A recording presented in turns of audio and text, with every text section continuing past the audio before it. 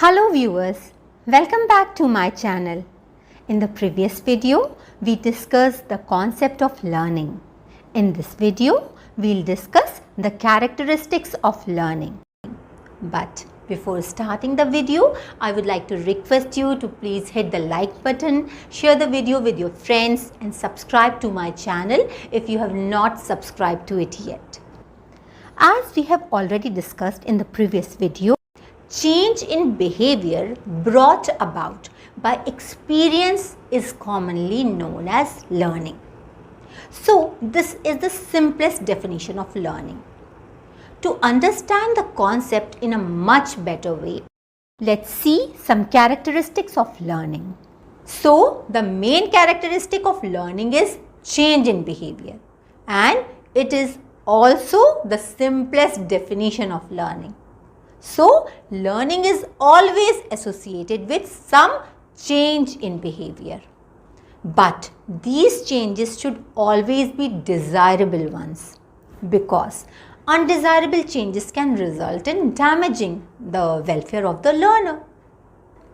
Then, as we had discussed earlier, the change in behavior is relatively enduring and permanent.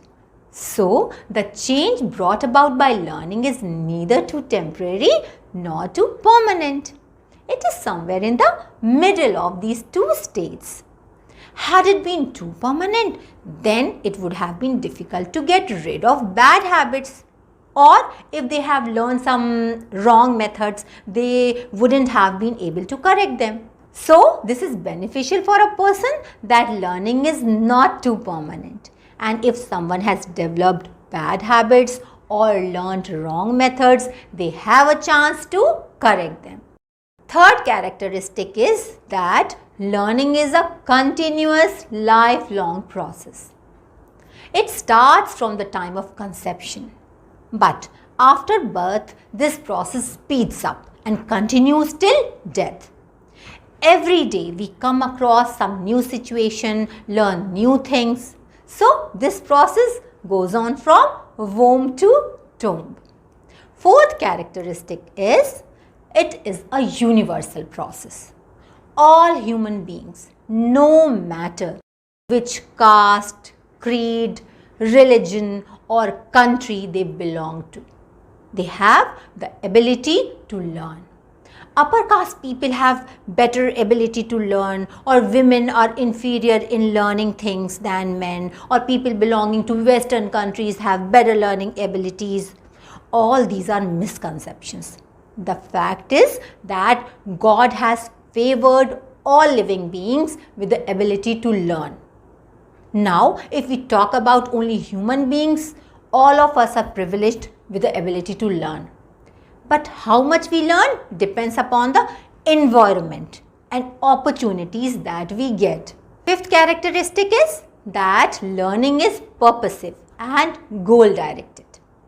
If the purpose and the goal is clear to a person, then learning a particular thing will be easier for him or her.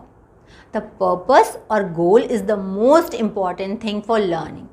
If there is no purpose or goal to achieve, then a person will not be motivated to learn. So, there will hardly be any learning. Sixth characteristic is that learning includes reconstruction of experiences, which means that when a person learns something, it gets stored in his memory, but it always remains in a position of modification. So, when a new situation comes in front of him, he modifies his learning, which is stored in his memory as a past experience through new experiences. So, old learning is replaced by new learning and our past experiences are reconstructed. This is why the process of learning is a continuous process.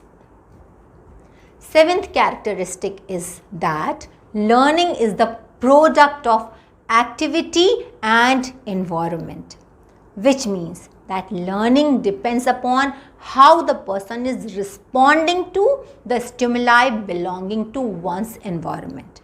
or what activity he is doing in response to the stimuli present in the environment. If the child is not willing to respond to the stimuli, he won't be able to learn.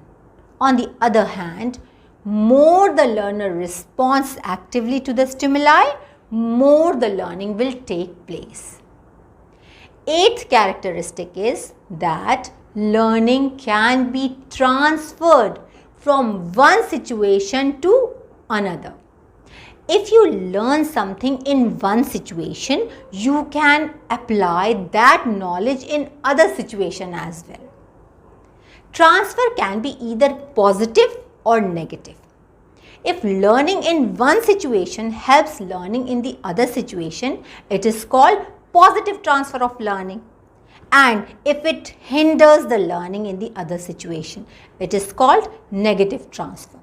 We'll discuss it in detail in the next lecture. Ninth characteristic is teaching learning objectives can be attained through learning. So, the objectives of teaching learning can be achieved through learning.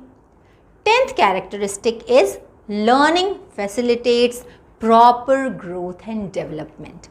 So, a person's mental, physical, social, emotional, moral development, etc. is possible only through learning. 11th characteristic is learning facilitates all-round development of personality.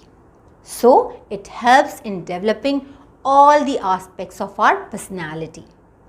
Learning facilitates proper adjustment. So, through learning, a person learns to adjust himself to the environment or situation in which he is living. And the last characteristic is that learning facilitates in achieving the goals of life. It's not possible to achieve any goal of life if you are not able to learn. So, learning is necessary for that. Hence, learning is not limited to classroom teaching only. Rather, a person keeps on learning anytime, anywhere, in formal or informal ways. Now, as you have already understood the concept of learning, you should also know that there are 3 domains of learning, which are cognitive, affective and psychomotor, which we have already discussed in detail in our previous videos. The link to those videos is given in the description below. I hope that you have understood the concept of learning. If you like the video, please hit the like button, share the video with your friends and subscribe to my channel if you have not subscribed to it yet. In the next video, we'll discuss factors influencing learning. Till then, goodbye and thanks for watching.